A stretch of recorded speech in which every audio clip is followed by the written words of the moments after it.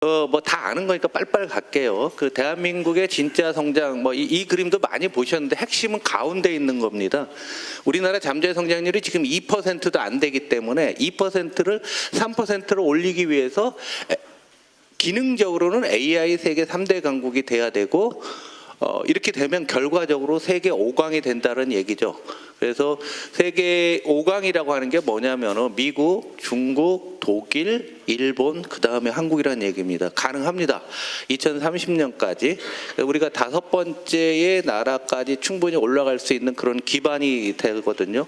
이걸 하기 위해서는 우리가 지속적인 성장을 하기엔 기반이 강화돼야 되고, 그러기 위해서는 자금 시장이 대순환하고, 정부 혁신에서는 규제 완화와 우리가 AI 정부 두 가지를 만들어내게 되면은 된다는 커다란 그림으로 여러분들이 보셨으면 좋겠습니다. 이 잠재 성장률 3%라는 게 얼마나 어마무시한 정책이냐면요, 매우 어렵습니다. 오늘 솔직히 여러분들한테 말씀을 드리려고 하는데 카메라가 있어서 솔직히 얘기를 못할 것 같아요. 근거가 남아서 언제 가실지 모르겠네. 우리나라 잠재 성장 제가 몇 번 보여드렸는데 다시 한번 보여드리면 2001년은 한국이 5.4였는데 지금 여기까지 떨어져 있거든요. 미국은 3.6에서 1.9였는데 지금 2.5까지 보는 경향이 있어요. 미국도. 그러니까 이렇고 다른 나라는 질이 멸렬합니다. 이걸 그림을 그리면 한국은 쫙 떨어졌어요. 단 한 번도 잠재 성장률보다 실제 성장률이 높았던 적이 없습니다. 그래서 우리가 지금 경제 문제를 이야기를 할 때 물론 윤석열 정부가 잘못한 것도 있고 박근혜 정부니 뭐 우리 옛날에 뭐 있지만은 코로나라는 또 문재인 정부 문제 있지만 크게 큰 그림으로 보면 2008년 글로벌 금융위기가 난 다음에 우리는 아무런 혁신도 못하고 그냥 끌려 내려오는 거고, 냅두면 계속 내려가서 2030년이 되면은 우리나라가 뭐 지금 0.5, 0.6 뭐 이런 식으로 떨어진다고 하는 게 일반적인 생각입니다. 여기서 중요한 관점은 우리가 지금 2% 언더에서 이거 위로 이렇게 올려가는 게 중요한 건데요. 이렇게 올리는데 전 세계 모든 나라 중에서 올라간 나라는 없습니다. 미국 딱 한 나라예요. 그러니까 다른 나라가 뭘 되니 안 돼, 다 뻥이고요. 언론의 수사일 뿐입니다. 잠재 성장률이 전 세계적으로 하향하다가 위로 올린 나라가 없고, 이걸 올리기가 그만큼 어려운 게 현재의 상황이라는 얘기죠. 그런데 지금 이 노란색으로 해놓은 게 이게 이제 이재명 정부 기간과 우리가 속해 있는 그 기간 중인데요. 우리가 잠재 성장률이라고 해서 노동 투입 증가율, 그 다음에 자본 투입, 뭐 돈을 투자하는데 기계나 뭐 이런 거 투자도 하고 공장 짓고 이런 거죠. 이러면은 생산성이 증대된다. 이 세 가지를 합쳐놓은 거를 잠재 성장률이라는데, 잘 보시면 잠재 성장률을 KDI가 2045년에 마이너스로 전환한다고 나옵니다. 그렇지 않겠습니까? 우리나라 인구가 늘질 않잖아요. 그리고 AI에서 뒤처지게 되면은 생산성은 늘어갈 방법이 없는 거잖아요. 그래서 지금 가장 중요한 거는 여기에서 요 파란색이 노동인데, 이 노동 투입이 우리 정부 기간 내에 마이너스로 전환한다는 얘기죠. 그래서 우리가 노동에 대해서 일자리를 어떻게 만들어 갈 것인가, 이거 굉장히 중요한 문제인데 아무도 얘기를 안 하고 있어요. 그러다 보니까 아까 어느 나라도 잠재 성장률을 옆으로 가다가 위로 올리지를 못했다고 하는데, 특히나 3만에서 4만 불 넘을 때 대부분의 나라들이 다 그래요. 우리가 중진국 함정이라는 용어를 쓰지만 요즘은 선진국 함정이라는 용어도 있어요.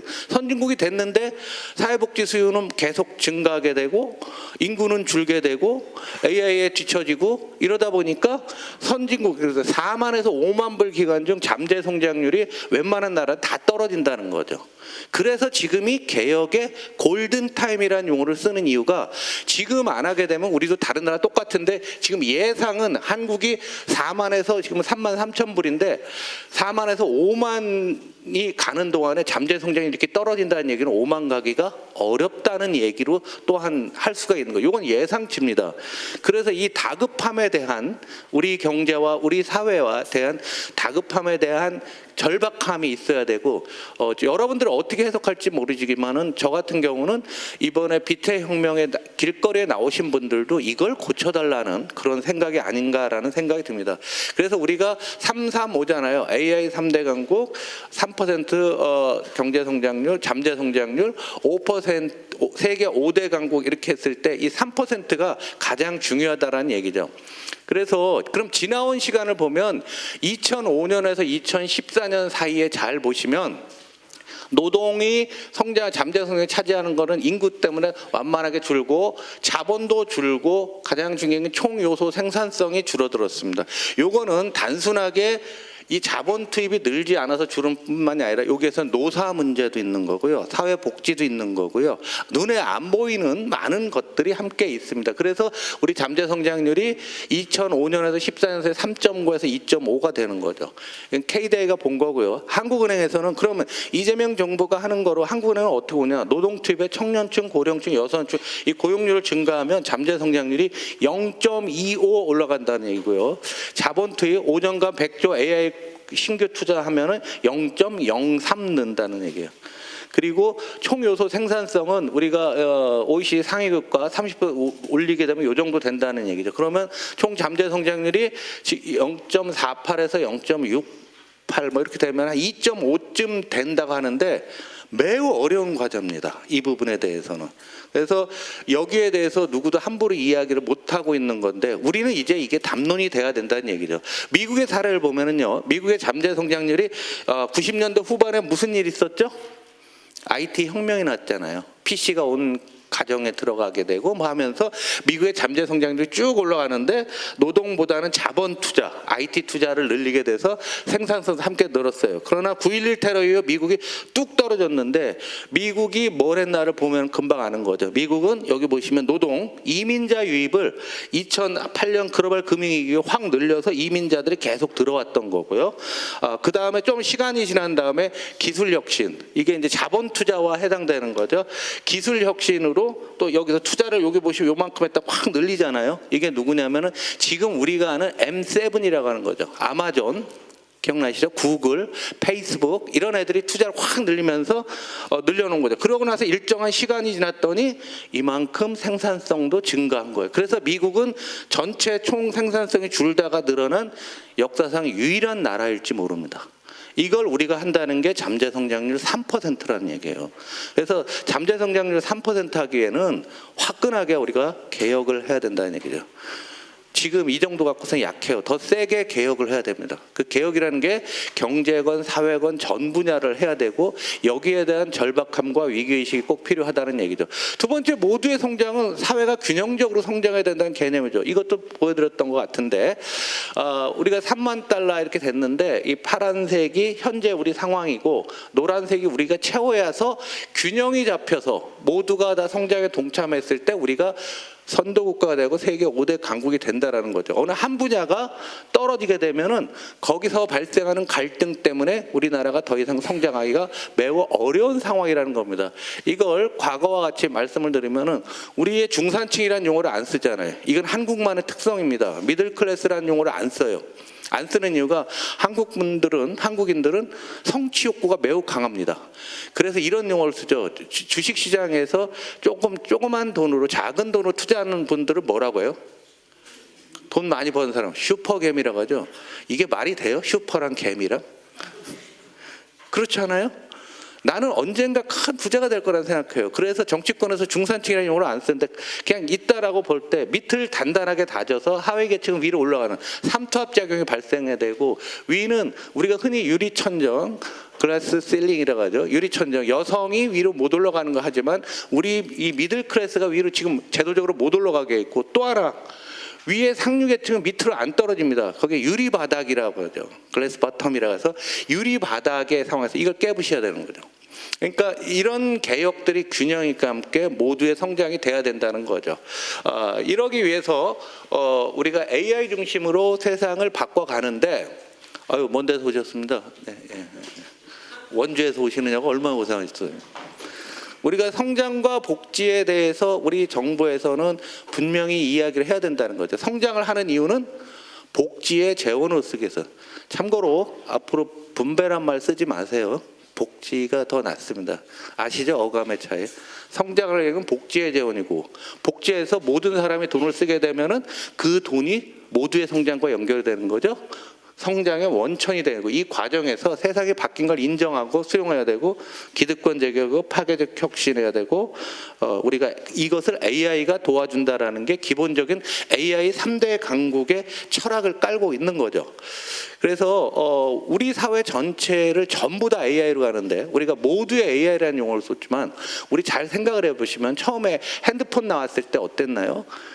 제가 그 당시 대우그룹 다녔는데 대우통신이라는 데도 핸드폰을 만들었어요. 그러면서 제 캠페인에서 10개를 제 할당 목표인데 징그러워서 10개를 제가 다 사서 아버지 드리고 어머니 드리고 여동생 드리고 요거만 알아서 내세요.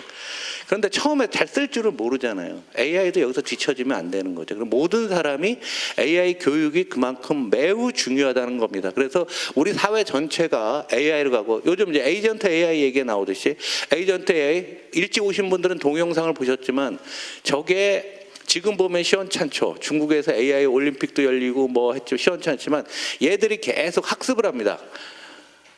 요즘은 인바디드 인텔리전스라고 하죠. 체화지능이라는 거예요. 우리가 아는 챗GPT 같은 거는 연결이 돼 있잖아요. 미국 챗GPT 가서 거기 가서 계산해 오는데 이건 로봇 안에서 되는 거죠. 체화지능이라고 하는데 저 로봇이 계속 이제 학습을 하고 있거든요. 학습이 더 진행이 되면은 나중에는 제가 보기에는 한 2, 3년 내로 고용 문제, 우리 사회 문제 엄청난 변화가 있을 것 같아요. 그래서 올해 경제는 민주당 하면서 그 로봇을 많이 보여주시면서 하루가 다 바뀌는 상황들을 보여드리는 이유도 거기에 있다는 얘기죠. 그래서 우리가 많이 뒤처져 있는데 우리는 잘할 수 있는 게 있어요.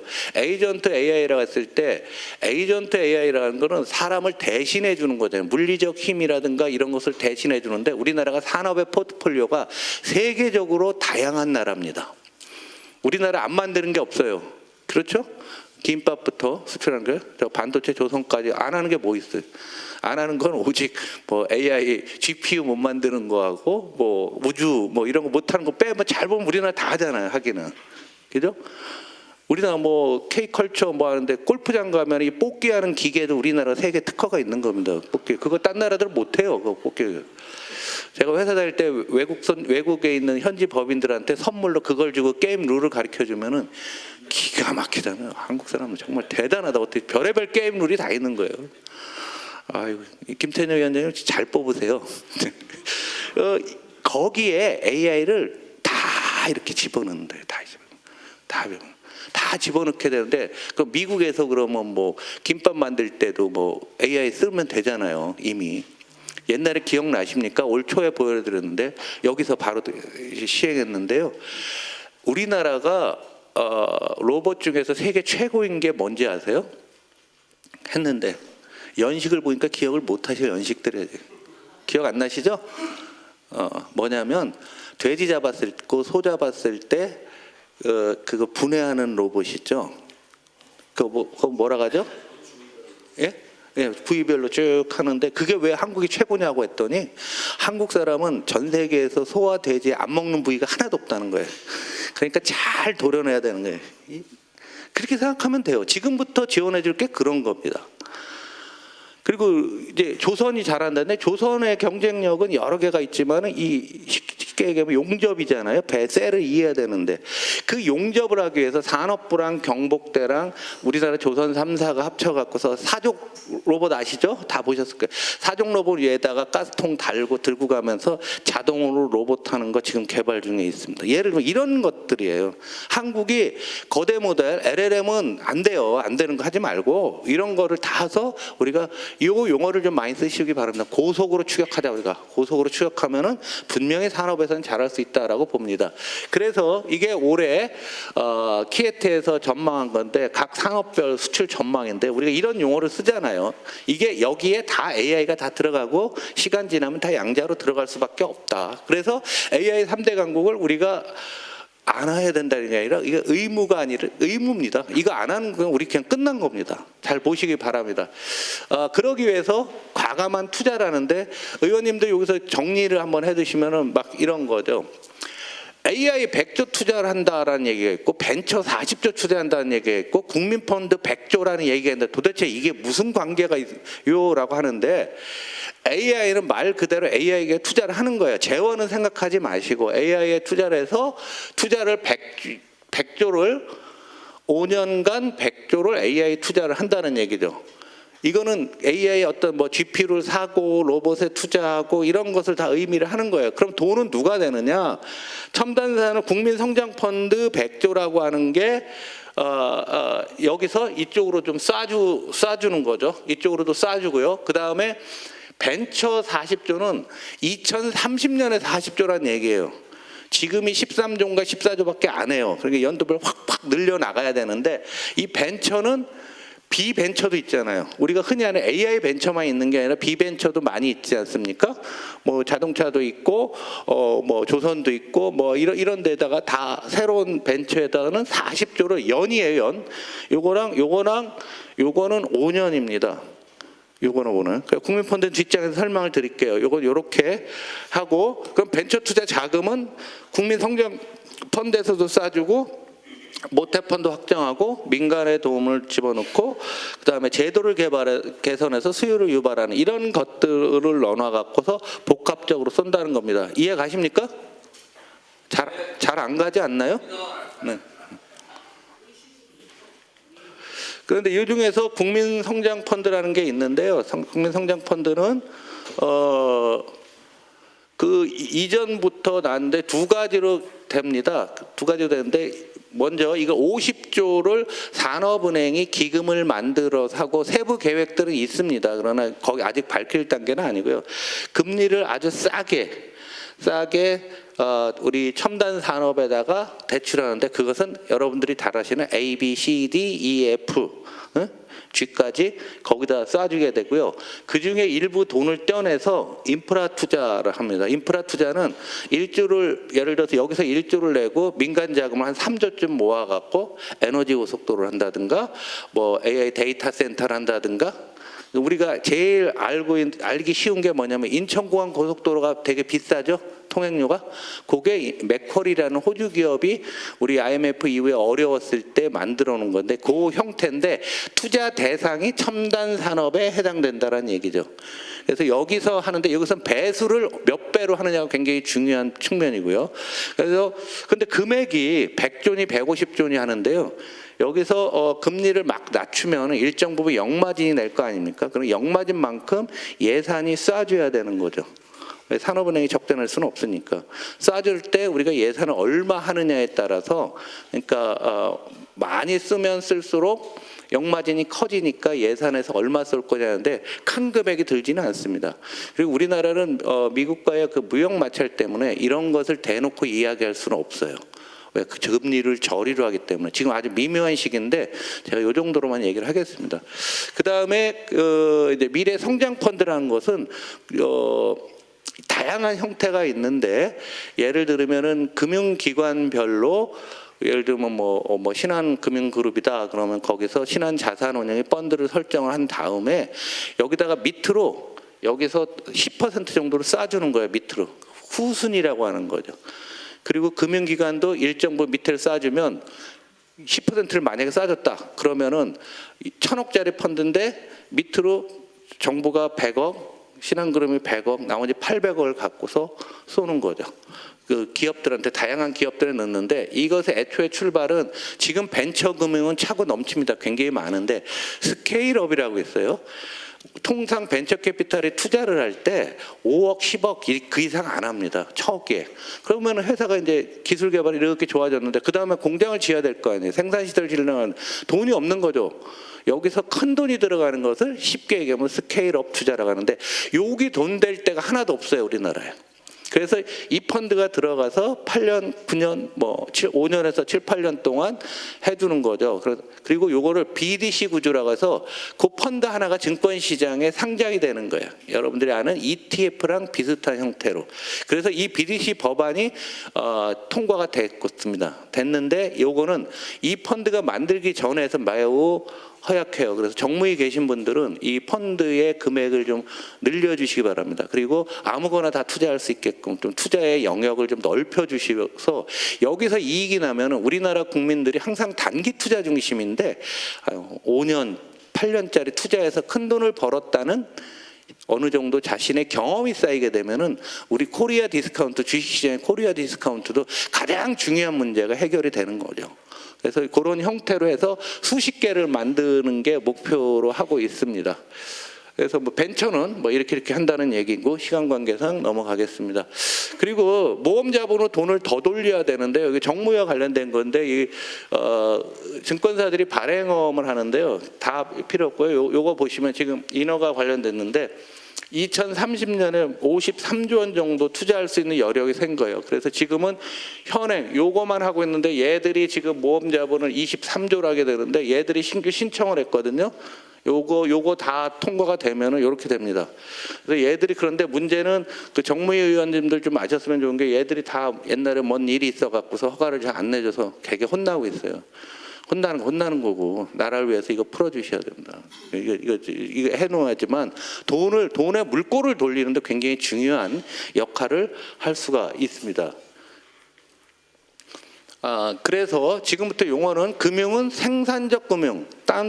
맨 앞에 이제 보면 자금 시장의 대전환이라고 용어를 써놨는데 그게 딴 말로 이꼬르 생산적 금융이 되는 거죠. 생산적 금융은 부동산을 좀 억제를 하고 가계부채를 안정적으로 좀 관리를 하고 그 돈이 AI 등 첨단 산업을 지원을 하게 되고요.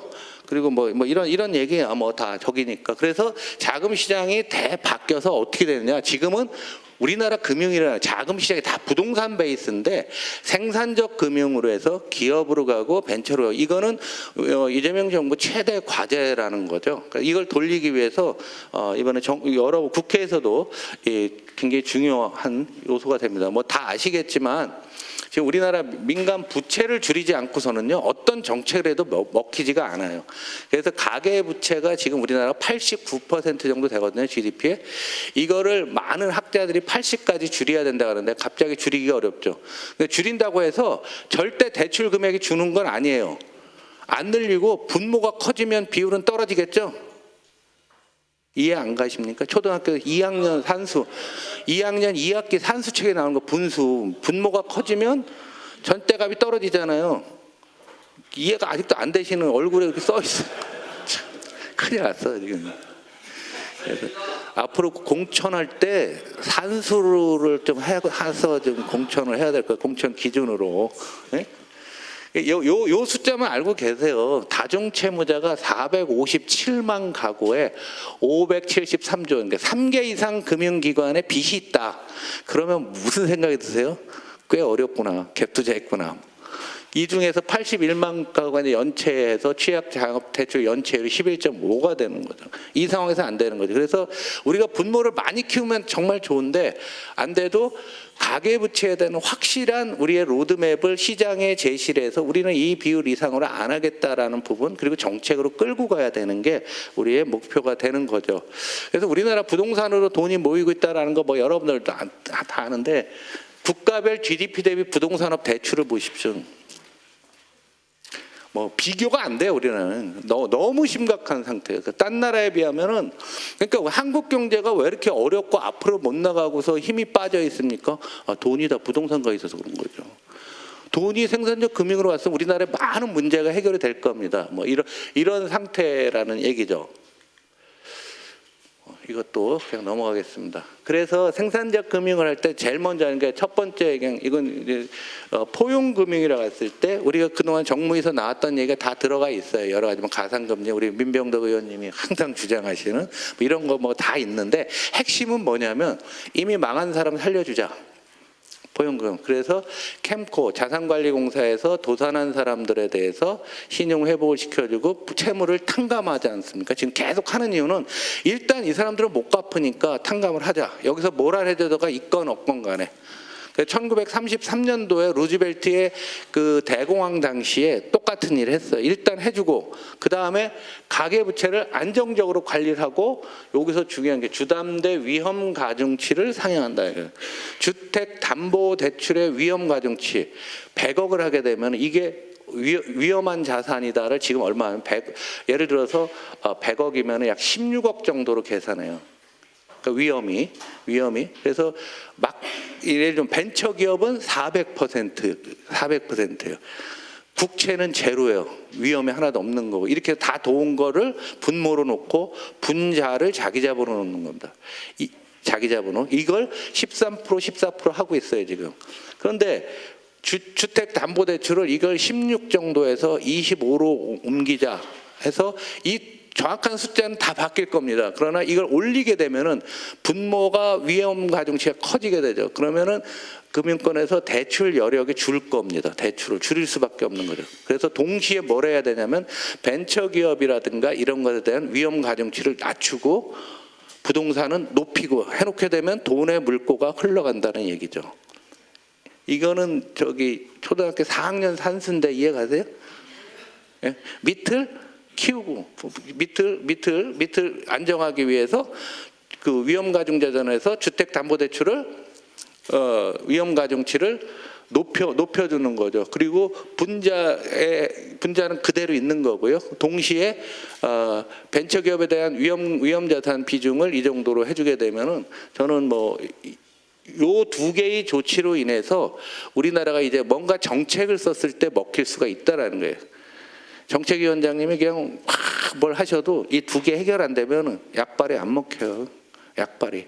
쉽게 얘기하면 그 위에서 이런 것을 통해서 돈을 팡팡 쏘겠다라고 하는 것이 지금 우리 생산적 금융의 어떤 기본적인 골격입니다. 각각의 것들은 여러분은 보시겠지만 우리가 큰 철학으로 밑으로 떨어지는 사람 막고 더 나빠지는 거 막고 그 다음에 위로 앞으로 끌어주는 이런 스토리를 갖고서 우리가 한다라고 보시면 될 것 같아요. 이걸 금액으로 보면은 주담대 위험 가중치를 상향하면은 3년 내 부동산 대출이 80에서 230조가 줄고, 그런데 주는 건 아니에요. 뭐냐면 은행이 기초 자산이 계속 늘잖아요. 이자만큼 늘 거 아닙니까? 그러니까 그냥 가만히 있어도 비율은 떨어지게 된다는 얘기죠. 그러면 여윳돈 갖고서 벤처로 돌리는 거죠. 국민성장률 최대 5년 왜 100조 150조냐면 정부가 지원을 할 때 아까 제가 100조 했는데 정책에 따라서는 추가적으로 2차 버전을 더 많이 해주게 되면 금액이 더 늘 수가 있죠. 그런 논의가 있어서 그런 겁니다. 이거 확정이 안 되고 예산안을 보면은 금방 아실 것 같아요. 그 다음에 모태펀드 30조 하고 아까 증권사 발행원 빨리 해결해주면 53조 원, 외국인들이 우리나라 벤처 투자 2조 원, 뭐 제도 개선 뭐 이런데 의원님들의 그 제도 개선 부분들이 여기 굉장히 많이 있어요. 특히 산중위 같은데 그 벤처 투자에 대한 많은 제한들이 있습니다. 우리나라 잘 보시면 그걸 꼼꼼히 보시게 되면은 여러분들이 법안으로 제출할 게 굉장히 많아요. 이렇게 돼갖고 결국은 자금 시장이 대전환되게 되면은 금융의 선도하는 진짜 성장이 된다. 뭐 이 정도로 스토리가 된다고 보면 될 것 같습니다. 여기서 기업 성장에 맞춰서 기업이 처음 시작했을 스타트업, 벤처기업, 중소, 중견, 대기업 이렇게 되죠.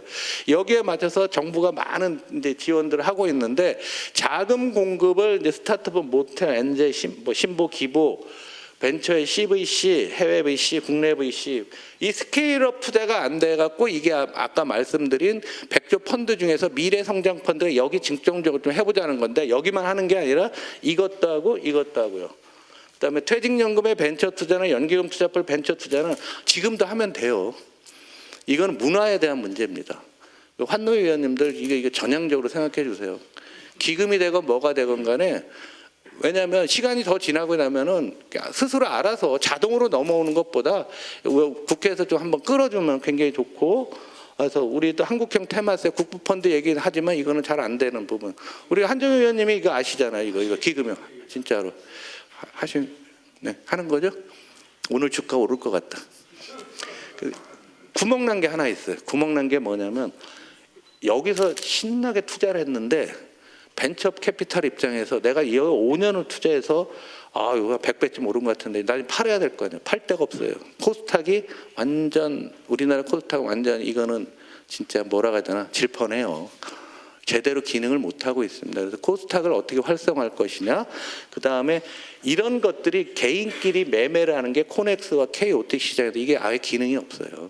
저는 이거 통합해갖고 크게 하나 독립된 회사로 해갖고 그 다음에 결제 기능도 많이 해주게 되면 이거 통합하고 활성화해 놓으면 우리나라 금융 문제는 다 끝나는 거야.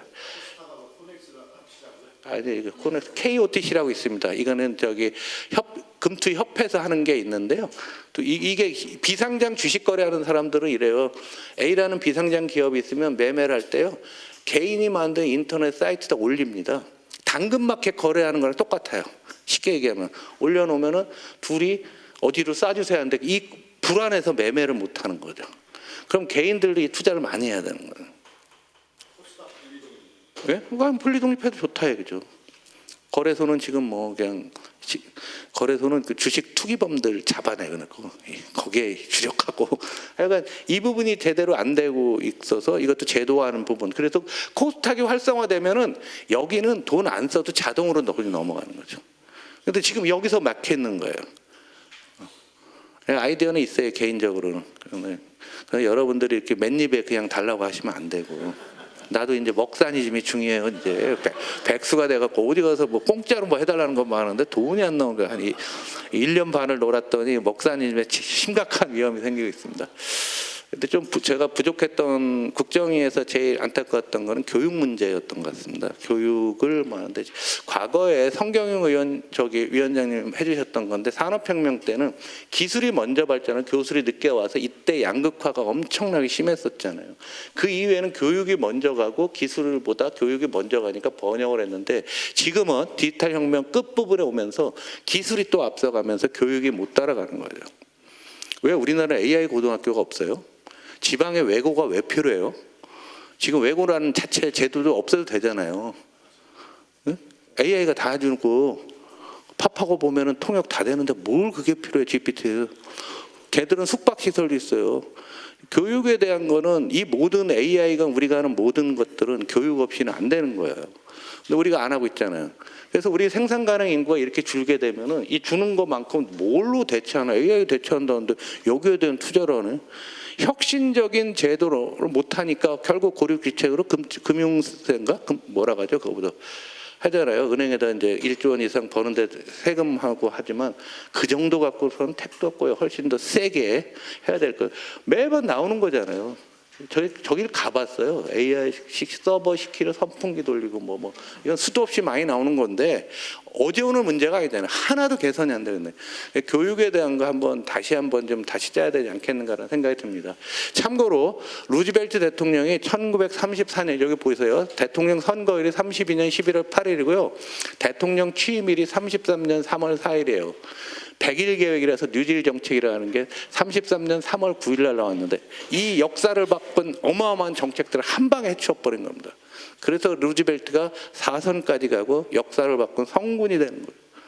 우리 이렇게 돼요. 이거 흉내낸 게 YS 정부의 신경제 100일 계획이라는 게 있었는데 이거는 단기 경기 부양책이었어요. 아예 이해도 못하는 것이 나왔는데 지금 우리도 이 정도로 사회를 바꾸려는 진짜 개혁하려는 의지 없으면은 제대로 되기는 어렵다. 그래서 굉장히 쉽지 않고 여러분들 이 부분에 대해서 인지를 했으면 좋겠습니다. 지금까지 제가 거지경제 정식으로 말씀드렸고요. 산업정책이나 이런 거는 다음 주에 주영철 위원이 말씀드리도록 하겠습니다. 먼저 관세정제 먼저 말씀을 드리면 15% 하면 우리나라 경제에 얼마나 될까 하는 건데요. 우리나라가 전체 GDP 중에 미국에 대한 수출, 미국의 입장에서는 수입이죠. 3.2%예요. 그래서 대미 수출 감소율이 하면 17%가 되고 GDP가 0.5가 준다는 얘기인데 직접으로 미국 수출하는 게 0.3이 되고 간접이 있는 거죠. 이건 뭐냐면 베트남을 우회한다든가 중국을 우회하고 멕시코 이런 데 우회하는 것 때문에. 근데 이 숫자는 굉장히 과장돼 있어요. 최근 숫자는 안 나와 있는데 0.5일 때 계산한 거. 저기 지난번에 25%였잖아요. 25% 계산한 게 그냥 단순하게 15%로 치환한 것 뿐입니다. 실제는 이렇게 안 나와요. 우리가 민생회복지원금 줘봤자 35조 원인가 얼마 줘봤자 GDP 성장률이 0.1밖에 못하는데 이게 매년 이만큼 이건 아니겠지만 0.3 정도 저는 보고 있는데 이거 두 개 합쳐서도 주고 있는데 우리 경제는 엄청난 타격이 되는 거예요. 어제 한 2주 전에 하루에 금요일날 100포인트 주가 빠진 날 있죠. 그게 뭐 상법부에 정한 배당 뭐라고 하는데 이거예요. 그것 때문에 빠진 거 아니에요. 바로 회복되잖아요. 이게 그날 그 전날 이게 한국이 15%가 확정이 되면서 이제는 잠재적이었던 위험이 현실적인 위험으로 다가왔을 때 장기 투자가라면 한국 포지션을 좀 줄일 수밖에 없다라는 얘기죠. 그래서 나라별로 보게 되면 한국이 꽤 높은 영향을 주고 있고요. 뭐 중국은 세율이 높으니까 그렇죠. 이 정도 되고 세계 경제가 엮여져 있기 때문에 한 나라만이 그런 게 아니라 다른 나라를 통해서도 이렇게 엮여져 있고요. 그럼 이 세율에 대한 얘기가 있는데 왜 15%가 되면서 역으로 이번엔 또 회복이 됐냐면은 계속 미국에서 세율을 갖고서 뭐 왔다 갔다 했는데 시뮬레이션을 해보니까 15% 있을 때 미국에서 관세가 가장 많이 들어온답니다. 더 올리게 되면은 미국 경제가 침체돼 갖고 관세가 안 거친다라는 얘기죠. 그래서 15에서 20 사이에서 어느 정도 될 거다. 그래서 지금 전 세계가 15에서 20 이 정도로 끝나나 보다. 이렇게 우리 생각들을 하고 있는 게 현재 상황입니다. 그러면 지금부터 뭘 보여야 되냐면은 관세를 부과하면은 이 관세 세금을 내는 것은 미국의 수입업자가 내는 거잖아요. 그래서 미국 이 사람들한테 이랬어요. 야, 관세율이 오르면 너 어떡할 거냐 해서 복숭닥 하는데 비용 압력을 소비자한테 전가하든가 뭐 내부적으로 그렇지 않겠어요? 중간 마진도 하고 그러면 예를 들면 15%면 통상이래요. 수출하는 데가 한 7%, 한 절반 내지는 40%를 수출하는 애들이 깎아줍니다. 요거는 이익이 감소되는 부분이죠. 현대 기아차가 이번에 올해 그 두 회사 합쳐갖고서 월간 뭐 7, 8천억씩 이익이 줄고 있습니다. 주는 이유가 바로 이제 얘들이 해주고 나머지는 중간 도매상들이 또 얼마 깎고 또 얼마 하고 뭐 이렇게 하면서 15가 다가 아니라 실제로 올라가는 건 10% 뭐하지만 물가가 올라갈 측면에 임박하고 있다라는 얘기죠. 현재까지는 괜찮아요. 왜요? 제가 올해 1분기 여기서 강의할 때 했잖아요. 미국 사람들이 사재기 엄청나게 하고 있다고 했죠. 겁나게 사재기를 많이 해놨어요. 이거 다 소비되니까 오늘이 화요일인데요. 지난 주말에 나온 거 보니까 미국의 생산자 물가가 꽤 많이 올랐습니다. 생산자 물가는 중소기업이나 중간 단계에 있는 사람들이 예를 들면 한국에서 자동차를 수입해서 옛날에 수입해 놓은 거는 싸게 한 거니까 그냥 팔았는데 새로 이렇게 올라오니까 얘들이 중간 단계에서 이제 슬슬 올리는 거죠. 부품이나 이런 거 가격을 올려대는 거죠. 그래서 물가가 어떻게 되느냐가 매우 중요한 거죠. 그래서 지금 미국에서 연준 의장은 잘 금리를 안 내리려고 하는데 트럼프는 그냥 누르면 되는 줄 알잖아요. 누르면 되는 줄 알고 막 내리라고 하고 있지만 현재 지표로 보면은 내려도 되지만 이제 앞으로 나올 9월, 10월, 11월 이때 시차를 두고서 발생해서 생산자 물가가 오르면 시간이 지나면 소비자 물가가 오르게 되면은 미국에도 금리를 잘 못 내린다. 이게 한국으로 넘어오게 되면은 한국에도 금리 내리기가 쉽지 않다.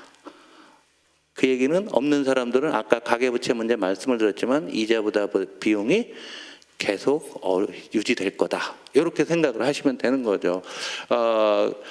그 다음에는 이제 미국이 생각하는 건 딱 두 가지예요. 물가와 고용, 일자리인데요.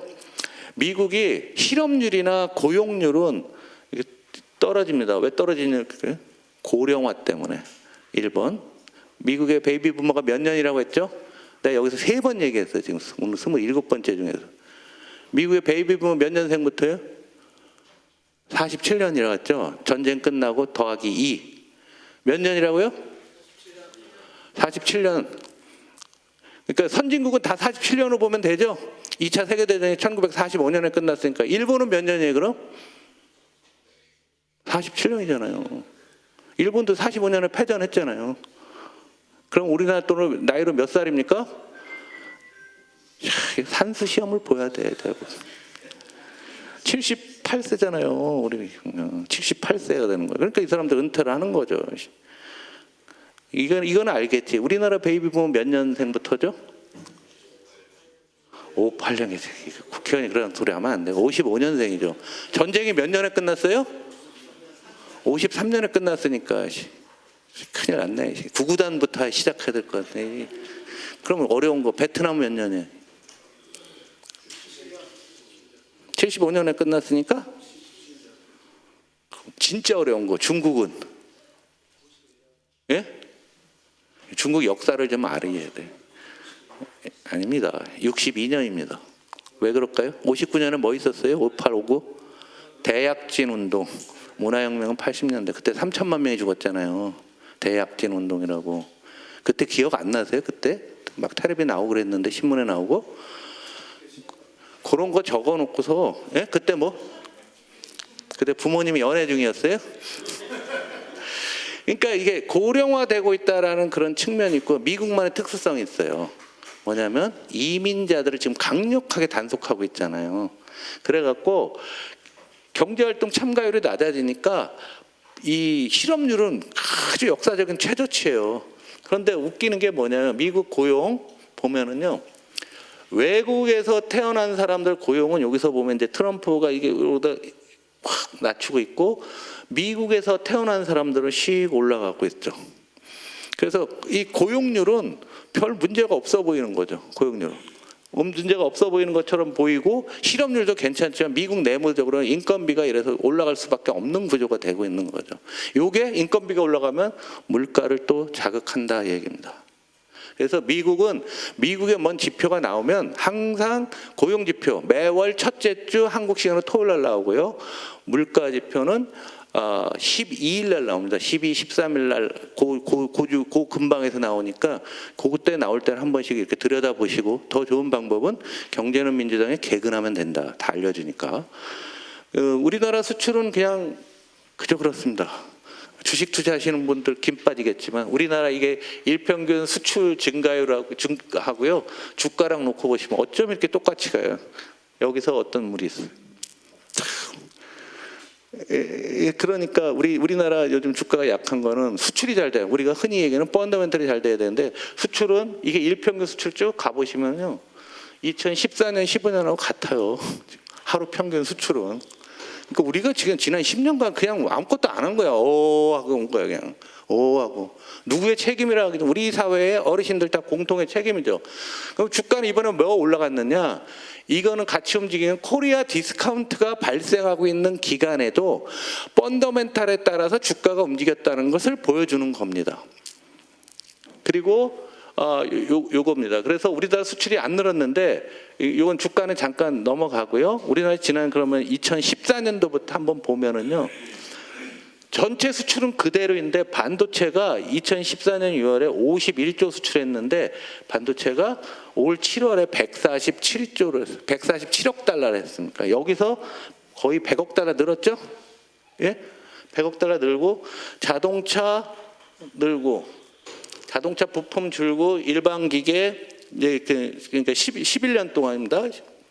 일반 기계 똔똔 석유 제표 조금 늘고 이렇게 선박 오히려 줄었죠. 선박은 많이 수주하면요. 인도할 때까지 한 3년 걸려요.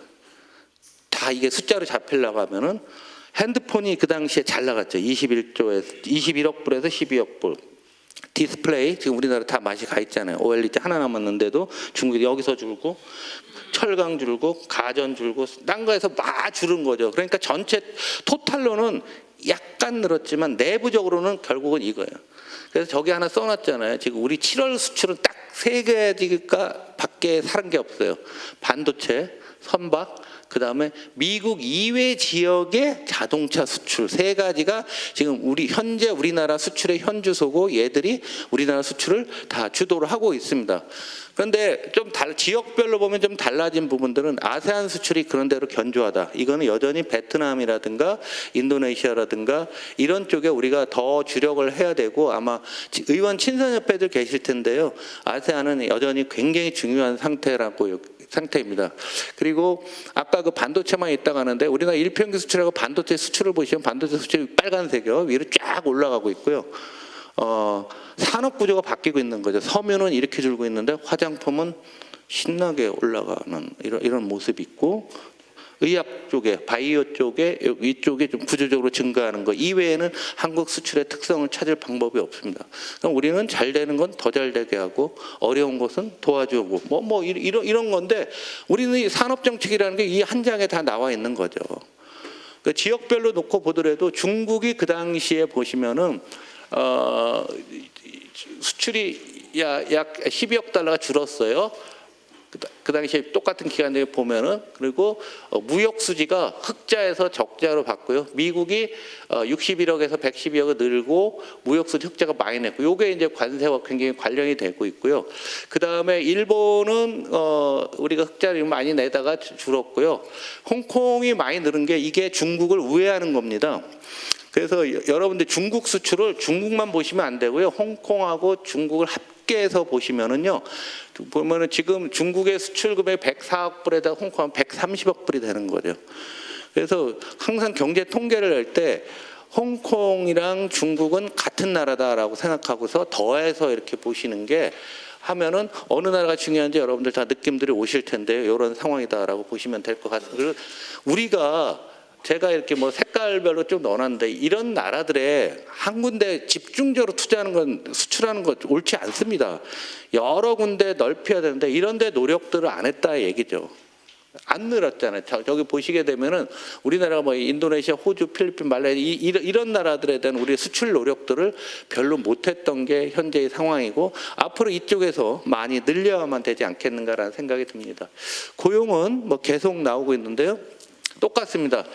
청년 취업자 줄고 제조업 취업자 줄고 전체 취업자는 똔똔이다. 이 우리나라도 마찬가지로 고령화가 되다 보니까 그런데요.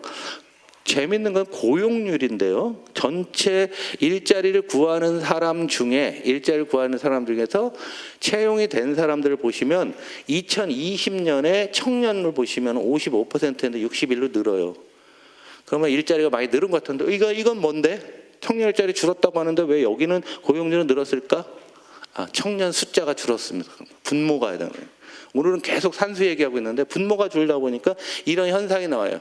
그럼 앞으로 우리나라 고용지표는 어떻게 나오냐면은 고용률은 올라가고 고용자는 줄게 되고 실업률은 떨어지는데 왜 사람들은 살기 어렵다 할까? 그거 문제죠. 이게 이제 그리고 일자리는 고령자 중심으로 60세 이상 일자리 개수가 여기 보시면 2016년에 340만 개 정도였는데 지금 600만 개를 넘었고요. 그러니까 여기는 어르신의 인원수도 증가하고 취업률도 굉장히 높아지는 거죠. 근데 40대가 가장 일해야 되는데 40대 일자리는 줄고 제가 경제는 민주당 2022년 가을부터 시작됐는데 이 그림을 계속 보여줍니다. 이 추세를 어떻게 바꿀 것이냐에 대해서 우리 고민하자고 했는데 지금 3년간 바뀐 게 하나도 없죠. 굉장히 중요한 부분이죠. 산업별로 놓고 보게 되면 제조업 옆으로 쭉 가고 있습니다. 400만 개 정도. 400만 개 정도. 도소매 노란색 계속 줄고 있고요. 오직 늘어나는 게 전기, 운수, 통신, 금융, 그 다음에 보건, 사회복지. 이거는 뭐 고령화되니까 어쩔 수 없어요. 요 두 개 늘고 나머지 그냥 횡보하고 있는 이 상태로 계속 가고 있는 거예요. 그래서 이 판을 어떻게 바꿀 것인가 우리한테 굉장히 중요하다라는 생각이 들고요. 그 다음에 주식시장 얘기들 많이 하고 있는데요. 저는 아베노믹스 다시 한번 좀 말씀을 드리는데요. 너무 주식시장 정책을 우리 당이나 정부나 짧게 보고 있어요. 이렇게 짧아서는 안 됩니다. 더 길게 보야 되는. 이제 카메라 치웠구나. 치웠으니까. 예? 안 쓸 거야 이거는. 이 아베노믹스가 이 세계의 화살이라는 걸 쓴 거죠. 경제정책의 목표가 물가 상승에 있는 나라였어요. 일본은 몇 년간? 13년간 그 짓을 해온 겁니다. 세상의 경제정책의 목표가 물가 올리는 거예요. 이해가 되십니까? 디플에 한번 빠지면 그런 상황이 되는 거죠. 그래서 세계화사에서 금융완화. 그래서 뭐냐면은 이게 이제 인플레이션을 달성이라는 용어를 쓰죠. 2% 물가하고 디플레이션 엔화 약세하면서 금리를 최저로 가져가고 돈을 막 풀어대는 거예요. 돈을 막 풀어대는 거. 두 번째, 정부가 돈을 마구 써대는 거고. 세 번째, 뭐 구조개혁하고 뭐 이런 거 하는데 이건 말로만 하고 이건 못했어요. 이거 두 가지가 이제 이걸 13년을 해온 겁니다. 13년 해오니까 아베가 여기서 나와 보니까 환율이 약세가 되니까 일본도 원자재를 수입하잖아요. 수입 물가가 올라가고 금리를 낮은 상태로 계속 가는 거죠. 그러면서 주가도 함께 올라가는 요 환율하고 똑같이 올라가잖아요. 그러니까 얘네가 90년부터 망가졌는데 이 정책을 12년 하니까 됐다는 얘기예요. 어떤 경제 정책도 한 10년 해야 바뀌어요. 당장 바뀐다? 택도 없는 소리라는 얘기죠. 그런데 얘들의 밸류업을 놓고 보면 여기죠. 아베가 들어온 게 여기서부터 보시면은 주당 이 기업의 이익도 일본 기업도 낮은 겁니다. 구조조정을 25년을 했는데 그럼 안 좋아질 수가 있겠습니까? 기업 이익 늘었죠? 주당 배당금 여기부터입니다. 아베 때부터 배당금도 늘고 자사주 매입도 늘고. 자, 우리 모든 이슈가 여기 세 가지가 있는데 이 얘들이 초기에 여기 잘 보시면은요. 그래서 아베노믹스가 막 한다 갔더니 외국인들은 일본 주식 이렇게 샀는데 일본 사람들은 에이 뻥치지 마. 다 팔았어요. 처음에는. 그러다가 또 외국인들이 이 효과가 잘 안 나오니까 외국인들이 조금 팔으니까 그제서야 고가에 사들여가는 상황들인 거죠. 이 투자 심리를 바꾸는 게 그렇게 어려운 거예요. 그렇게 어렵다고요. 우리나라 쪽 외국인이 지금 많이 사고 있는데 우리나라 분들은 또 팔잖아요. 이 심리 문제가 쉬운 문제가 아니고 굉장히 어려운 문제라는 거 여러분 다시 한번 좀 보셔야 되고 너무 과도하게 증시에 매달리게 증시 정책에 집중하게 되면은 나중에 우리는 2030년을 보고서 정책을 펴야 되는 거죠.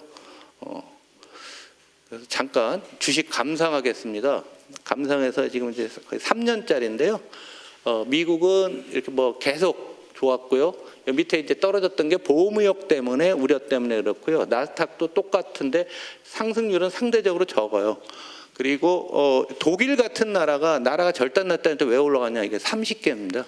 상위 30개는 무지 좋아요. 방산이라든가 셉이라든가 뭐 이런 저기 나름대로 상위 30개는 좋은데 그 밑에가 그냥 허정을 해버린. 그러니까 주식시장을 볼 때 항상 양극화로 보셔야 돼요. 우리나라는 종합지수가지수라서 코스피는 전 종목이 들어가지만 다우 30개잖아요. 1등부터 30등까지 해놓는 겁니다. 30등까지. 그러니까 위에 있는 애들은 계속 올라가는 것처럼 보이는 거죠. 나머지 확산이 안 되는 겁니다. 일본도 최근에는 상승률이 좀 둔화되고 있고요. 베트남이 이번에 관세 베트남이 20%거리 아마 20인가 25 됐는데 야 이거 우리 견딜 수 있어 하면서 호치민이 사상 최고가를 가는 거였고요. 중국도 꽤 괜찮은 상황을 유지하고 있어요. 이 뒷 배경에는 뭐냐면은 미국 주가는 그렇지만 미국의 달러 가치가 약세가 되니까 미국으로 들어갔던 돈들이 미국 이외의 지역으로 투자를 하기 때문에 이런 현상들이 나오고 있는 거죠. 그래도 또 하나 재밌는 게 있는데요. 각 국가마다 요즘 다 개혁을 해요. 신자유주의적인 개혁. 우리 IMF 때 겪었던 그 개혁 다 아시죠? 허리띠 졸라매고 사람 잘라내고 정부 재정 줄이고 막 이런 한 두 나라가 아르헨티나와 그리스인데요. 지표는 아주 좋아졌어요. 지표는 아주 좋아지고 주가는 이렇게 올랐는데 엄청난 양극화에 시달리고 있는 게 현재의 상황입니다. 이 두 나라는 신자유주의적인 개혁이 장기적으로 국가를 어떻게 만들어가는가를 한번 볼 필요가 있어요. 그러면 그 사회적인 어떤 압력, 사회적으로 이걸 바꿔내겠다, 뭐 바꾸겠다라는 이렇게 해서 사회 갈등이 나오기 시작할 가능성이 굉장히 크다는 얘기죠. 그래서 그리스 여행 가셔서 파르테논 신전만 보시면 안 되고 빈민가 사람들은 어떻게 생각하나 한번 보자는 얘기죠. 요런 거를 여러분 보셔야 되고요. 요 네 나라는 뭐냐면 미국한테 굉장히 중요한 말로 개기는 나라들이죠. 개겨서 찍힌 나라들이에요. 그죠? 캐나다 찍혔죠? 브라질 찍혔죠? 인도도 저기 러시아에서 석유 저기 길게 사다가 싸게 사다가 팔아먹는다고 찍혔잖아요. 스위스도 지금 막 개긴 나라들 주가랑 요거를 보세요.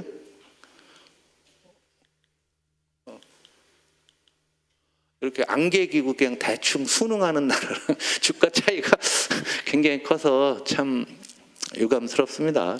하여간 근데 여기서 아직 협상들이 덜 끝난 상태거든요. 제가 그랬대 15%가 미국한테 가장 좋다고 하는데 주식시장에서도 이런 상황들이 벌어지고 있어서 상당히 좀 유감스럽고 전 세계 투자가들이 다 정치화되고 있는 게 현재의 상황인 것 같습니다. 다섯 번째 석유화학 산업의 위기는요. 이거는 1번은 경영의 실패입니다. 석유화학 산업 나빠진다고요. 10년 전에 다 얘기했어요. 지금 석유화학이 지금 오늘 입장에서는 가장 어려운 산업이고 정책이 들어가야 될 가장 중요한 산업인데요. 핵심은 이건 거죠. 이제 중국의 과도한 증설이라고 나왔는데 뭐 환경 규제, 핵심 다 중국과 관련된 겁니다. 그런데 수요는 증가하는데 공급이 더 빠르다는 얘기예요. 공급이. 그래서 이 에틸렌 가격으로 보면 중국산은 한국산보다 15에서 20% 싸고 중동산은 한국산의 30%가 싸요. 이게 10년 전에 예상이 됐다니까요. 그래서 이 회사의 경영 실패라고 하는 게 그 삼성이 화학을 다 팔아버렸잖아요. 기억나세요? 그때 삼성 테크윈 팔아갖고 지금 그 유명한 한화 에어로스페이스가 된 거잖아요. 그때 삼성이 무슨 생각했냐면 화학가 안 된다라고 생각해서 삼성 종합화학을 팔은 거예요, 한화한테.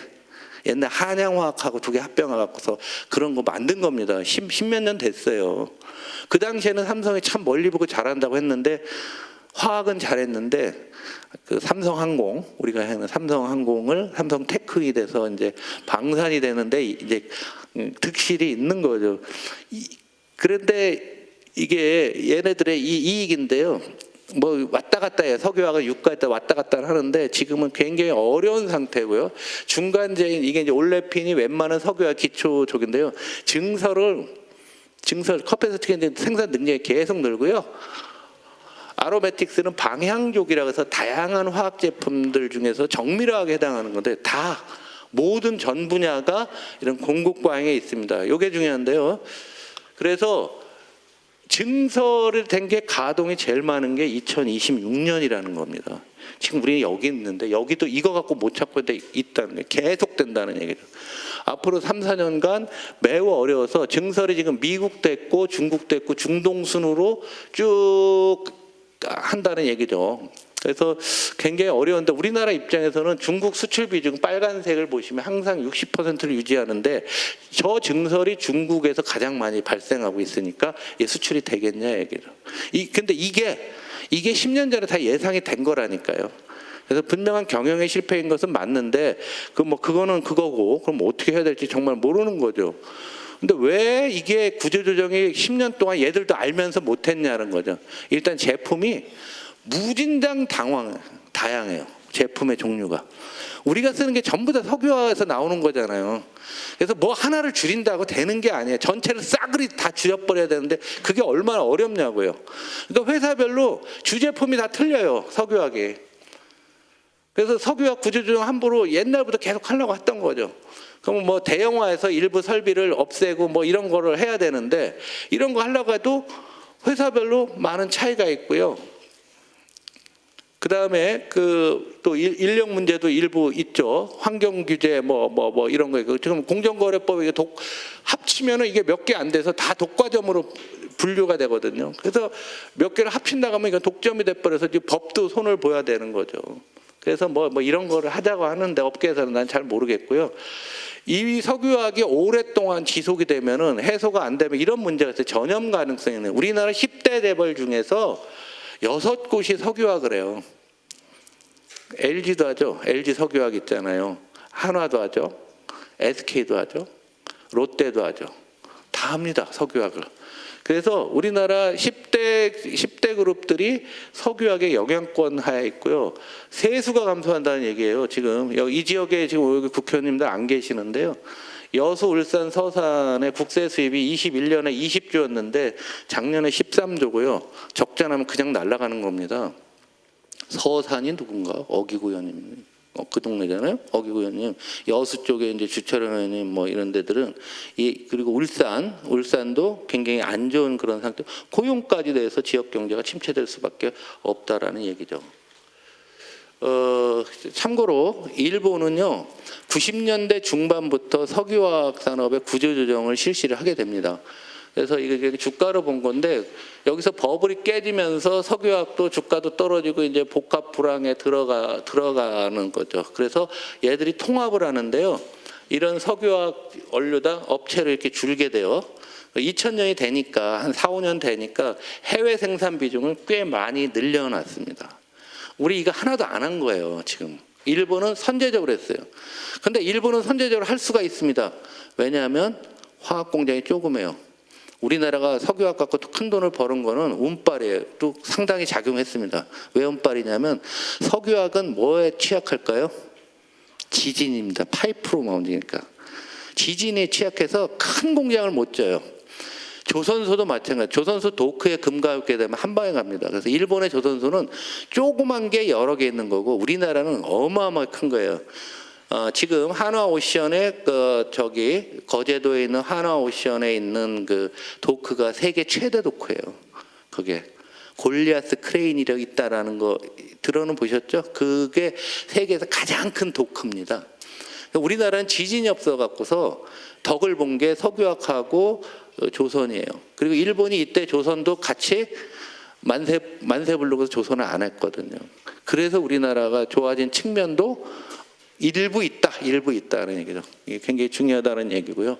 그래서 이때 보니까 수급이 안 좋고요. 그러니까 한국과 일본의 뭐 수출 비중은 한국이 항상 더 높은데 이게 다 중국으로 가는 거였죠. 그러니까 일본은 구조조정 한참 할 때 일본은 작으니까 큰 문제가 없었던 그런 측면이 있죠. 그래서 어느 나라보다도 이 석유화학은 보통의 셈법으로는 안 된다는 얘기죠.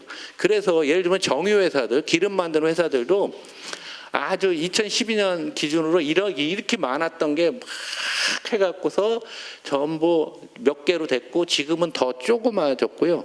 그 다음에 막 많은 회사들이 새로운 전자 재료로 나와갖고 우리가 소부장 때 기억나시죠? 반도체 할 때 이름도 까먹었네.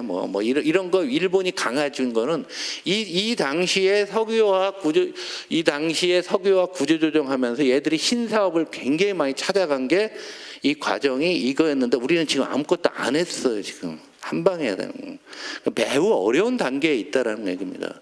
아마 산중위에서 굉장한 현안이 될 거고 스터디할 필요도 있고 정부도 위험성을 알고는 있지만은 금액이 워낙 커요. 우리나라 수출에서도 4위 수출 품목이 됩니다. 엄청나게 많은 상황이기 때문에 이런 상황이 됩니다.